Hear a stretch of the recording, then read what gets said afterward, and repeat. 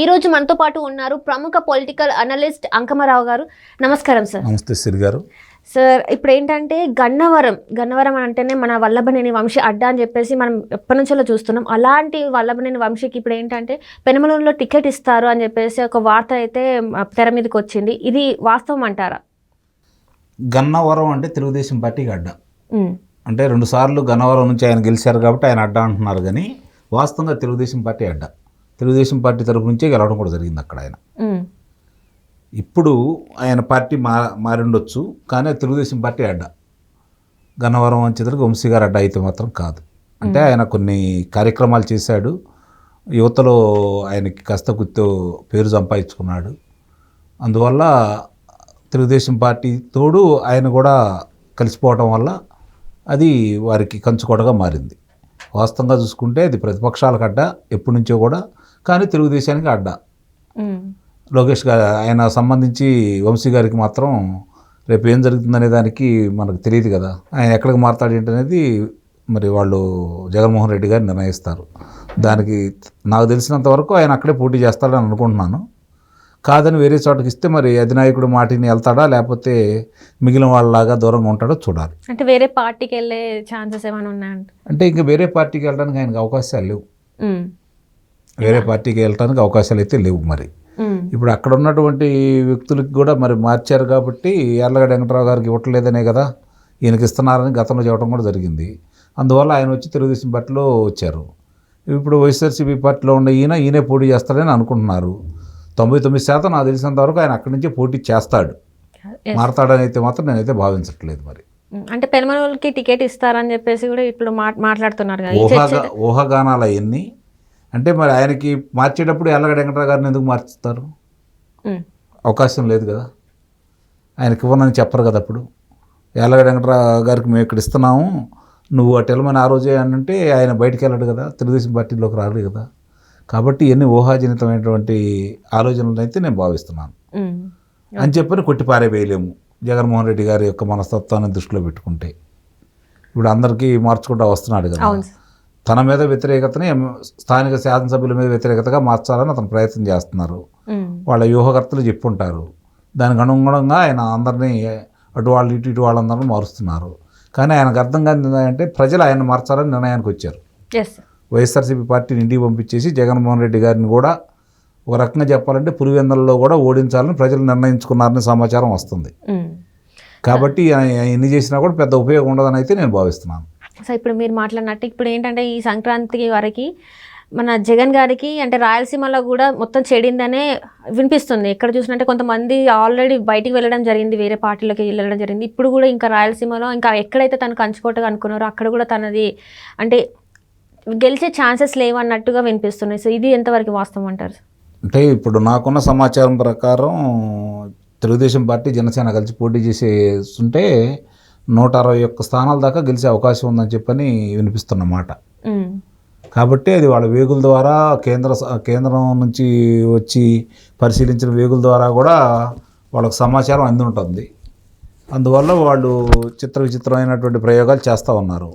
చూద్దాం వాళ్ళ ప్రయత్నాలు అంది. దానికి ఏంటంటే చివరి అంశంగా ఆయన ఏమెత్తుకున్నాడు అంటే ఏదో విధంగా కులాల మధ్య కుంపట పెట్టాలనే ఆలోచనకు వచ్చారని చెప్పి కనపడతాం చూడబోతే. ఎందుకంటే నిస్సందేహంగా తెలుగుదేశం పార్టీ అఖండ విజయం సాధించే యొక్క స్థానాల్లో వాళ్ళని తీసుకుని వచ్చి బీసీలను కావచ్చు, ఎస్సీలను కావచ్చు, వాళ్ళని పెట్టి ప్రయోగం చేసి చూసారా ఎక్కువ సీట్లు మేము వాళ్ళకి ఇచ్చాం, మా సీట్లు కూడా త్యాగం చేసామని చెప్పుకోవడం కోసం అలా ప్రయోగం చేస్తున్నారు. అవి ఓడిపోయే స్థానాలను వాళ్ళకి క్షుణ్ణంగా తెలుసు. అలాంటి చాట వీళ్ళని బలిపస్తం చేస్తున్నారు. నేను అడిగేది ఏంటంటే అంటే నేనే కాదు ప్రజలు కూడా చాలామంది అడుగుతున్నారు, రేపొద్దున పులివెందులు ఏదన్నా వేరే బీసీకో ఎస్సీకో ఇస్తారా, పుంగునూరులో మారుస్తారా, లేకపోతే బొత్స సత్యనారాయణ గారిని ఏమన్నా మారుస్తారా, ఆ స్థానాల్లో బీసీలకి ఎస్సీలకి ఏమన్నా అవకాశం కల్పిస్తారా?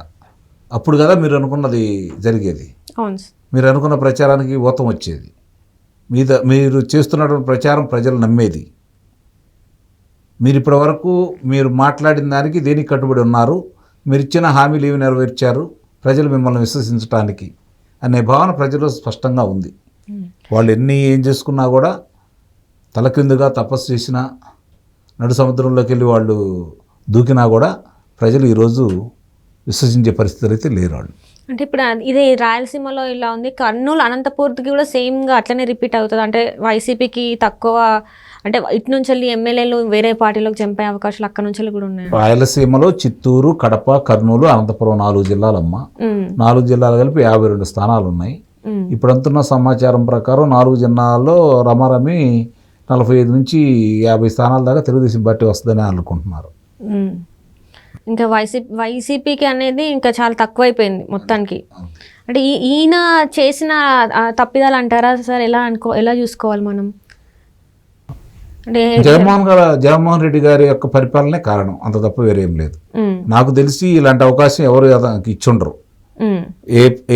ఏ రాష్ట్రానికి సంబంధించినా కూడా ఇంత యొక్క అత్యధిక మెజార్టీ ఎవరు ఇచ్చుండరు.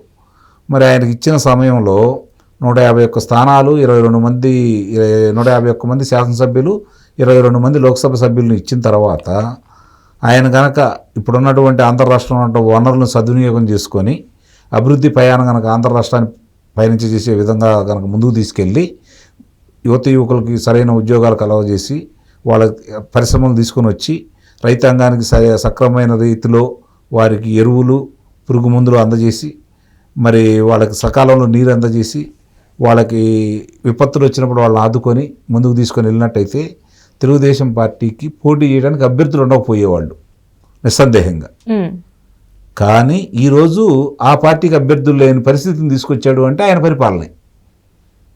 పరిపాలన వల్లే వ్యతిరేకత. జగన్మోహన్ రెడ్డి గారి మీద వ్యతిరేకత ఉందే తప్ప స్థానిక శాసనసభ్యుల మీద ఉన్న వ్యతిరేకత 10-20% మాత్రమే. 80 నుంచి 90% జగన్మోహన్ రెడ్డి గారి మీద వ్యతిరేకత. ఆయన నిర్వహించిన కార్యక్రమాలు, ఆయన ప్రవర్తించిన తీరు. అంటే ఇప్పుడు పథకాలన్నీ ప్రజలకి సానుకూలంగా లేవంటారా సార్? ఆయన తీసుకొచ్చే పథకాలు సానుకూలంగా లేవని ఎలా అంటాం? పథకాలు ఉన్నాయి. ఎంతవరకు చెప్పిన పథకాలన్నీ ఆయన అమలు చేస్తున్నారు. పథకాలను గత ప్రభుత్వాలు కొనసాగించిన పథకాలని తిరిగి పేర్లు మార్చి చేస్తున్నాడే తప్ప కొత్తగా ఆయన పెట్టిన పథకాలు ఏంటో 2 చెప్పండి. లేవు కదా. దానికి కూడా అసంతృప్తిగానే చేసుకుంటూ వస్తున్నాడు. ఇచ్చిన మాట నిలబెట్టుకోలేదు. ఇప్పుడు మద్యపాన నిషేధం అన్నారు, దశల వారీగా దాన్ని తొలగిస్తాను, ఎన్నికల నాటికి సంపూర్ణ మద్యపాన నిషేధం చేసిన తర్వాతే మీ దగ్గరకు వచ్చి ఓట్లు అడుగుతాను అన్నాడు. అంటే ఇక్కడ ఓట్లు అడగడు ఆయన. ప్రజలు కూడా ఏమనుకుంటున్నారంటే సంపూర్ణ మద్యపానం నిషేధిస్తేనే కదా మమ్మల్ని ఓట్లు అడుగుతానంది, నిషేధించలేదు కాబట్టి మేము ఓట్లు వేయమని చెప్పి వాళ్ళు అనుకుంటున్నారు. ఇప్పుడు రైతులకు సంబంధించి ఏం న్యాయం చేశాడు? విద్యార్థులకు ఏమి న్యాయం చేశాడు? ఎస్సీ కులాలకి, బీసీ కులాలకి ఏమి న్యాయం చేశాడు? ఉద్యోగస్తులకి ఏమి న్యాయం చేశాడు? మరి భవన నిర్మాణ కార్మికుల్ని మరి అన్ని రోజులు ఎంతోమంది ఆత్మహత్య చేసుకోవడానికి కారణమై వాళ్ళని రమారమి సంవత్సరం వాళ్ళని పస్తులకు పునుకోబెట్టాడు కదా. ఏమి సాధించాడు దానివల్ల? పోలవరం పూర్తి ఎందుకు చేయలేకపోయాడు? పట్టిసీమ నీళ్ళు సకాలంలో ఎందుకు అందించలేకపోతున్నాడు? విద్యార్థులకు సంబంధించినటువంటి ఫీజు రీయింబర్స్మెంట్ ఎంతవరకు ఆయన ఇవ్వగలుగుతున్నాడు? వాళ్ళకు ఉద్యోగ కల్పన ఎందుకు చేయలేకపోతున్నాడు? పరిశ్రమలు ఎందుకు తీసుకురాలేకపోతున్నాడు? వచ్చిన పరిశ్రమలు ఎందుకు వెనక్కి పంపించారు? విస్తరించాల్సిన పరిశ్రమలను ఎందుకు పక్క రాష్ట్రాలకు పంపించారు? ఇవన్నీ ప్రజలు గమనిస్తున్నారు కాబట్టి ఈరోజు ప్రతిపక్షాలకి వాళ్ళు నీరాజనం పడుతున్నారు.